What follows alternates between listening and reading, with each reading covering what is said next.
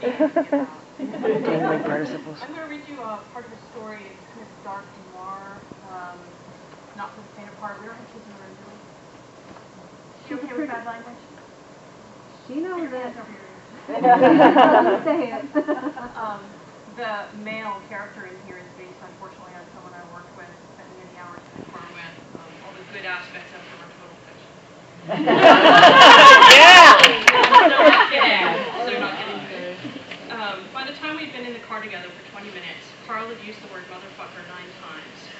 He talked about sex unendingly, who the subject was screwing, how utterly fuckable his wife was, who some celebrity bimbo was doing this month. He called me baby twice. Soon I was going to punch him. Surveillance is one of my least favorite jobs. It's usually deadly boring, and it's hard to do it without being spotted. It doesn't often pay well either, but you get a lot of hours, and it's hard to turn that down. In this case, the client will be out of town for 3 days. She'd planned the trip for a weekend when she knew her husband wouldn't have to work, so he'd have nothing to do, nothing but plan a romantic weekend with his girlfriend, or so she hoped. Usually I worked solo, but this time the client had decided to spring for a team. Personally, I thought we should have 2 cars, and not just because I knew who the lawyer wanted me to team up with. That way we'd have a better shot at holding on to the subject if we took a drive somewhere. Even if people don't know they're being followed, it's easy to lose sight of them on the road. It can be traffic lights, or just some idiot driving too slowly in front of you, or a dog decides to cross the road, and after you've done screeching to a stop, you've completely lost sight of the schmo you were tailing.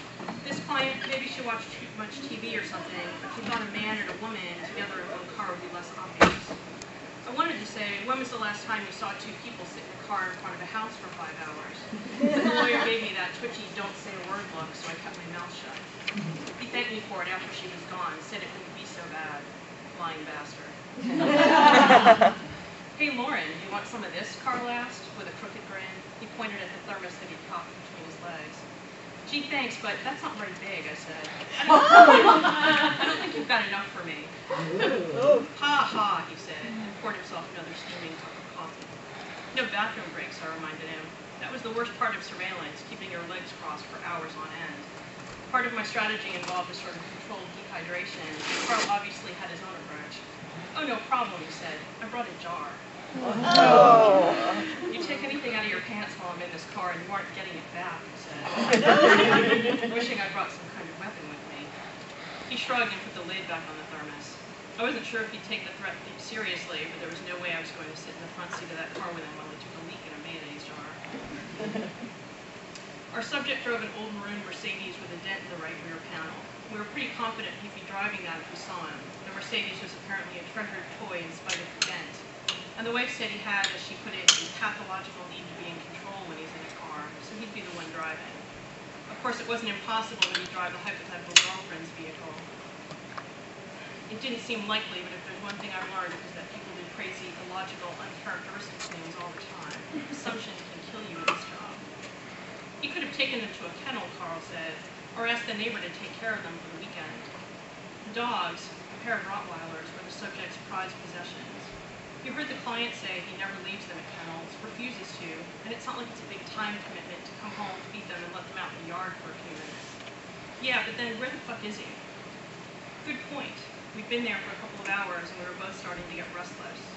If it was possible, he'd taken the day off work, brought the dogs with him to her place, something like that. There was no way to know. We just had to wait, watch, and be ready.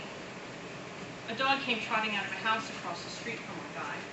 It looked like a bizarre mix of corgi and lab, and he'd been fed way too often. He had that nice square lab head, stubby little legs, and a painful-looking waddle. He went into our subject's lawn to relieve himself, and Carl and I both smiled. I bet that drives him crazy, Carl said, and launched into a monologue about which breed was the mother and which the father, including details about the logistics of creating and bearing the puppies. Totally based on a true story. Sorry.